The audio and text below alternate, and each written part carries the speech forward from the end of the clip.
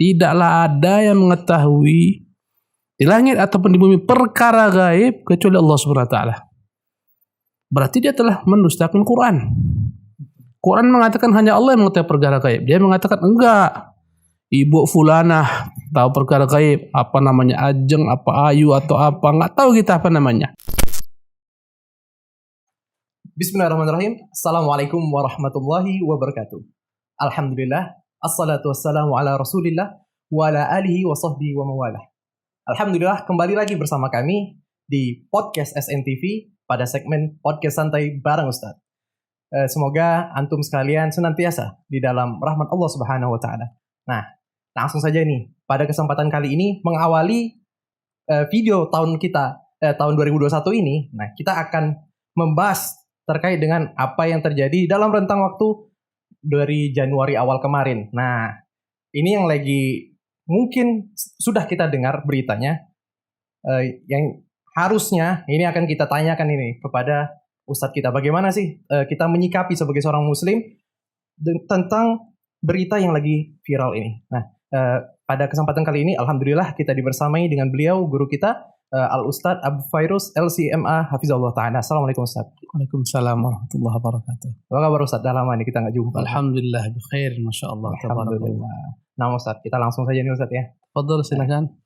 Jadi Ustadz, biasanya nih Ustadz ya sudah terulang setiap tahunnya, setiap awal tahun pasti selalu saja ada yang namanya ramalan awal tahun. Ya nanti tahun depan akan terjadi apa dan semacam apa gitu Ustadz. Ya.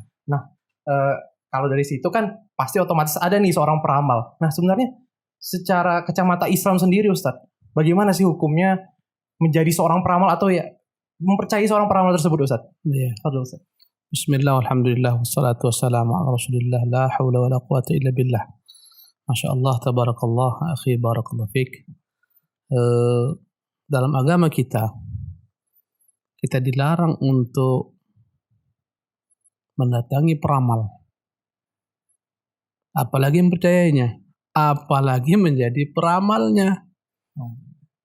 Dan ini adalah perkara yang merusak akidah. Sementara akidah adalah pondasi yang paling kokoh dalam Islam. Jadi apabila antum atau siapa saja meyakini peramal, membenarkan perkataannya, bahkan jadi peramal, maka resikonya dia bisa keluar daripada agama Muhammad SAW. Mengerikan. Banyak hadis-hadis yang mirip-mirip, ada riwayat Muslim, Abu Dawud, Tirmidzi, dan lain-lainnya tentang perkara ini. Kata Nabi, man ata kahinan fasa'alu an syai'in fasaddaqahu lam tuqbal lahu salatun arba'ina yawman. Barang siapa yang datang kepada kahinan, dukun dalam lainnya, au man ata arrafan au kahinan, barang siapa yang datang kepada peramal atau dukun, fasaddaqahu, kemudian dia benarkan, dalam riwayat Imam Muslim, lam tuqbal lahu salatun arba'ina yawman, tidak diterima salatnya 40 hari. 40 hari Ustaz. Tak diterima 40 hari. Salat pun salatnya tidak terangkat ke langit, tidak diterima Allah SWT. Dalam riwayat berikutnya, ya, faqad kafara bima unzila ala Muhammad, sungguh dia dianggap telah ingkar, kafir dengan apa yang dibawa oleh Muhammad. Apa yang dibawa Muhammad? Ini dibawa Rasulullah adalah wahyu, Quran dan sunnah. Sementara yang dibawa oleh Rasulullah dari Quran, dilarang kita untuk membenarkan orang-orang yang mengaku mengetahui perkara gaib. Karena dalam Al-Quran sendiri, Allah Jalla wa'ala menyuruh Nabi kita menyampaikan, Qul la ya'lamu man fis samawati wal ardil ghaiba illallah. Hai Muhammad, katakan, tidaklah ada yang mengetahui di langit ataupun di bumi perkara gaib kecuali Allah Subhanahu wa taala. Berarti dia telah mendustakan Quran. Quran mengatakan hanya Allah yang mengetahui perkara gaib. Dia mengatakan enggak. Ibu fulanah tahu perkara gaib, apa namanya Ajeng, apa Ayu atau apa, enggak tahu kita apa namanya. Ya, dia benarkan. Dia benarkan peramal ini, maka dia dustakan Quran. Hukum mendustakan Quran kufur. Allah mengatakan wa indahu mafatihul ghaibi la ya'lamuha illa hu. Dan di sisi Allah ada kunci-kunci perkara gaib, tidak mengetahuinya kecuali dia. Subhanallah. Ya. Jadi ini sungguh benar perkataan Nabi kita yang mulia SAW. Barang siapa yang datang kepada peramal, bertanya kepadanya, membenarkannya tak diterima salatnya 40 hari. Faqad kafara unzila ala Muhammad, dianggap telah kafir dengan apa di bawah Muhammad. Risikonya besar. Subhanallah. Tak boleh kita coba-coba. Kadang-kadang aku coba-cobalah, tanyalah. Betul Ustaz. Iya. Kadang-kadang kita mau ngetes aja Ustaz nih. Iya. Benar nggak orang ini kira-kira? Tak usahlah kita bicara tentang perkara orang meramal. Kita baca bintang saja. Ya, bintang. Jadi Ini majalah-majalah, bintang. Ustaz. Iya, ini bintangku Virgo nih, ini Pisces ini apa lagi? Ini Libra nih, asmaramu bagus. Contohnya, rezekimu kayaknya tahun ini bagus, tapi kau harus kerja sungguh-sungguh. Contohnya. Ini semua membenarkan bintang-bintang seperti ini pun dilarangkan. Ya, dilarang oleh Allah Subhanahu wa taala. Ya, yang membenarkan bintang-bintang semacam ini mempengaruhi nasibnya dan seterusnya dalam Islam, yang enggak perkara-perkara kesyirikan. Yang dapat mengeluarkan seorang daripada Islam. Maka perkaranya bukan perkara main-main. Perkara besar. Tapi sayangnya banyak orang tak belajar tauhid. Betul. Ya, dibawa oleh Rasulullah sallallahu alaihi wasallam. Ya, apalagi kira-kira? Nah, kalau misalnya Ustaz, ya kita beberapa kali lah ya terjadi setelah sekian lama ini, kok bisa Ustaz ada ramalan-ramalannya tuh yang tepat sasaran gitu loh Ustaz. Nah, ini kenapa Ustaz? Iya, iya.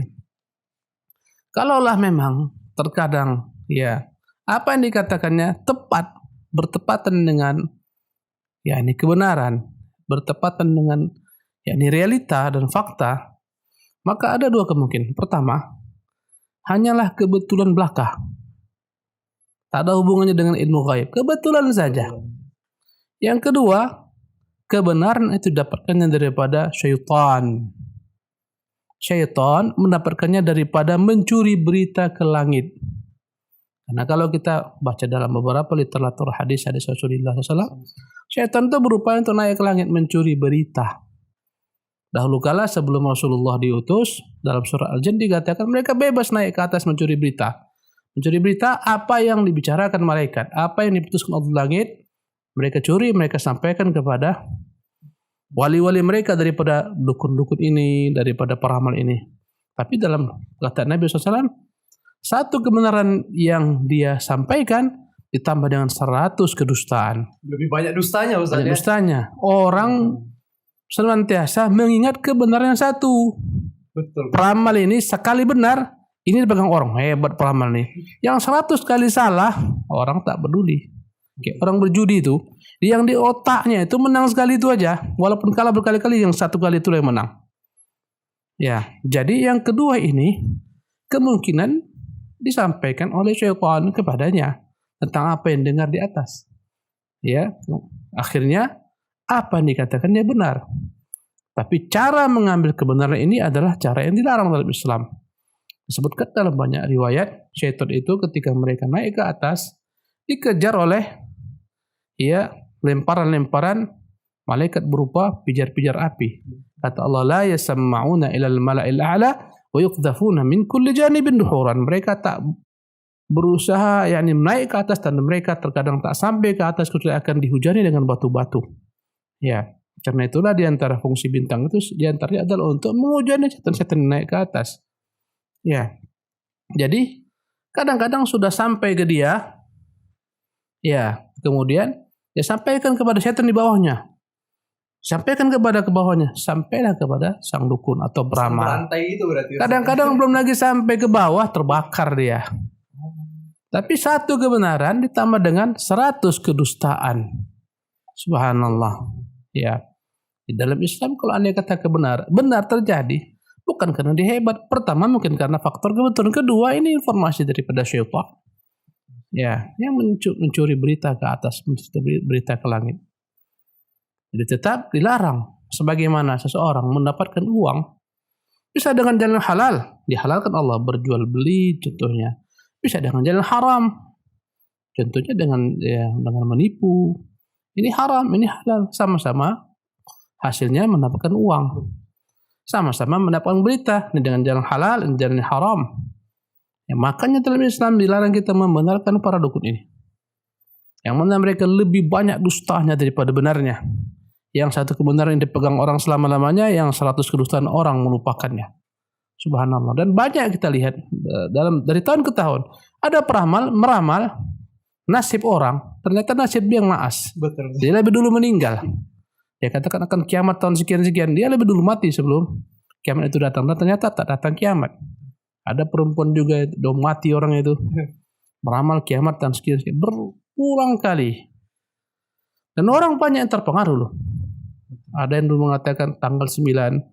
Ya bulan 9 tahun 99 jam 9 menit 9 akan terjadi kiamat. Heboh satu dunia. Sampai sebagian orang itu taat. Ini dekat udah tanggal 7 nih. Wah lagi kiamat. Ternyata tak ada kiamat. Kemarin tahun berapa lagi? 2012. Sampai ada filmnya sekarang. Sampai ada filmnya, subhanallah.